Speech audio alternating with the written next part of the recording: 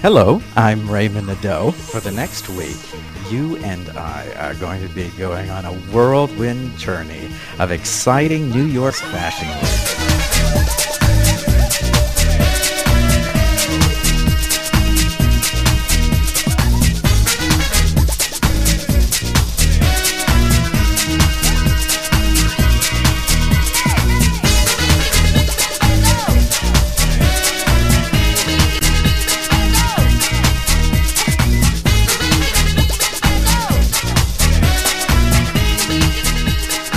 We're here with noted celebrity stylist Julian Peralt, talking with beautiful Carol Alt.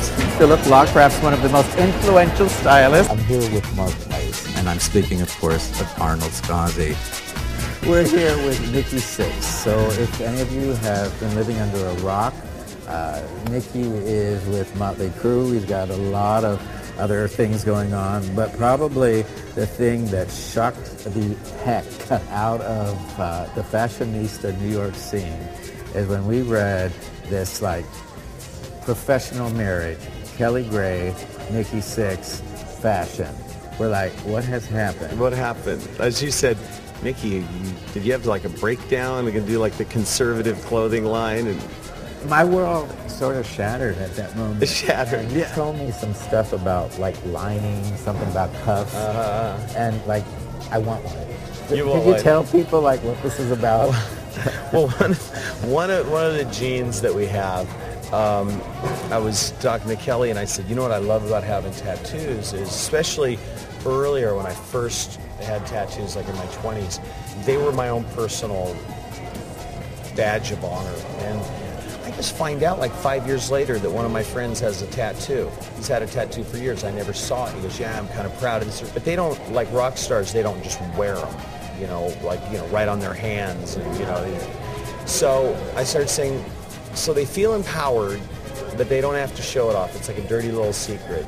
And so we started some ideas with some of the clothing line, like on the zipper of the pants, it actually has a 7-inch ruler on it. It's just like I really need these pants. It's sort of amortized, so we all win. On the cuffs it says blondes are for Mondays, Wednesdays, and Fridays, and on the other cuff it says brunettes are for Tuesdays, Thursdays, and Saturdays, and on the waistband it says Sundays are for rest.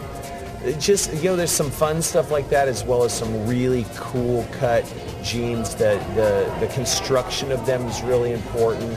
The washes are really important. The weight of the jeans are really important. Same with the leathers. Some of our stuff is like Italian leather, really plush. And other stuff is just like nasty, ripped up Frankenstein stitched with inside, lyrics, my songs, inside the jackets and stuff. And some of the T-shirts are both, some of them are a little edgier and some of them have those dirty little secrets printed on the inside, so it's kind of fun. It's a lot of fun.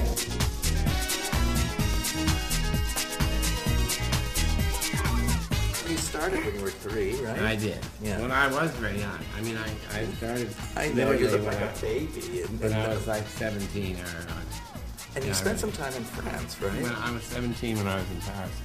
I went to the Chambre Syndicale.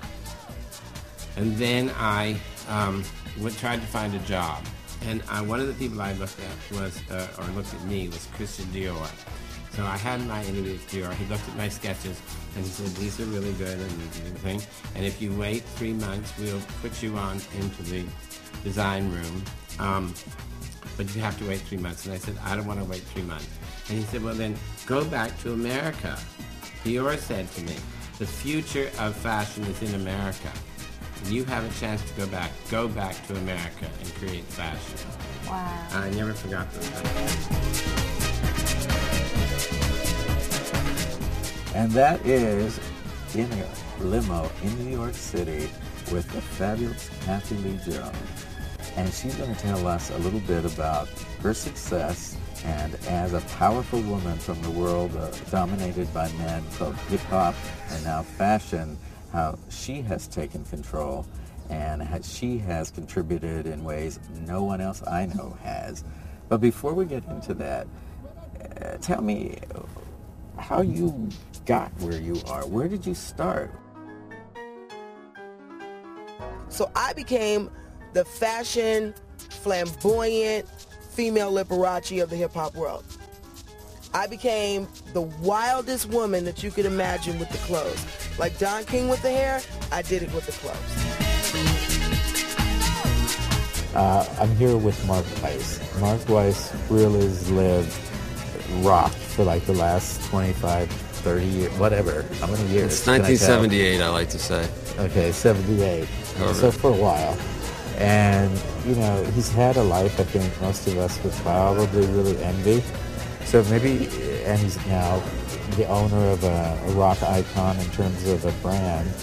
But before we get there, maybe just a couple seconds about like what you and rock have in common and what the fascination's been. Well, I've always been a rock fan. I mean, before a photographer, before anything, I just used to go to concerts. And then I kind of got a little, you know, antsy and I wanted to do more. I wanted to be close to the stage. And I saw an opportunity. Like when I was 14, I started mowing a lawn and he gave me a camera at the end of it. And I grabbed it out of the closet and started shooting concerts, basically to meet girls and hang out and try to hang out with the rock and roll people. Figure I'd take some pictures and show them. So my first break was with Aerosmith. I just shot them last night, but that first break was I shot Aerosmith at Giant Stadium in 1978, and they weren't letting anyone photograph them. And I snuck in, took pictures, and ended up in Circus Magazine as a centerfold. And then Steven saw it, asked the manager who took it, and the next thing you know it, I'm working for them and on the road. And then Van Halen took off, and because the music changed and rock scene, the magazine didn't want to change, so they didn't change. And now what we're doing now is we're picking it back up where it left off.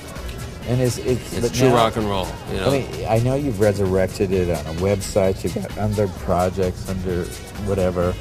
But like, what's this with the clothes? Like, what was the inspiration? Well, all those bands that I mentioned before, it was about style, and they made their own style. Now what we're doing is we're taking the style, and we're not just going to be T-shirts. We're going to be full-on clothing line inspired by true rock and roll like icons, like Marky Ramone. And you know, like they were the first ones to really publicly display ripped jeans. They had it in the knees, and you know, the reason why they had ripped jeans is because they couldn't afford anything else, and they wore the same pants every day. And from that went there. So that's going to be something that we're going to be taking to the streets pretty soon.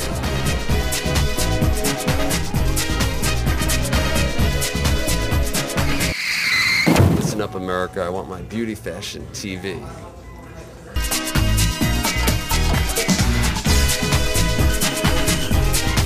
Welcome behind the scenes of Beauty and Fashion with Michael Volbrecht, the creative force behind the classic yet forever modern Bill Blass collection.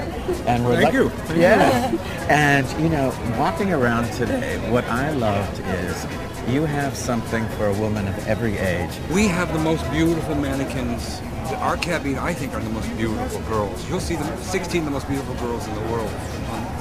And they are to complement really classic clothes.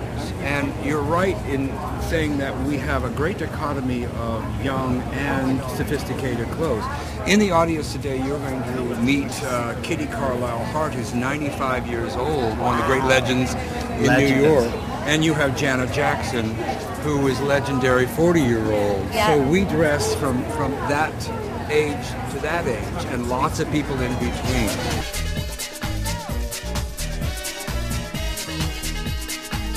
Do you foresee someday when perhaps this couture might have an additional like sub-collection that might find distribution at, you know, other price points? That's exactly what Alchemist is. The Alchemist, which is what you saw, is more of an affordable, ready-to-wear, more on a Macy's level. Robinson's made for the West I showed you Coast. what I know, because I thought that's the stuff that was $10,000 a gown. Now, there were pieces that are like that. It was mixed up. He has all kinds of different pieces. When we review the film, I'll show you which ones are in the higher price point, and I'll show you which ones are in the more, you know, mainstream price point. He realizes now that he has to go mainstream. Everyone is going mainstream now, and they did a big piece on that with Nicole Miller on CNN yesterday, where they were talking about high fashion going mainstream at the Kohl's level, these stores, you know. So even Walmart now is getting ready to do a deal with a major designer.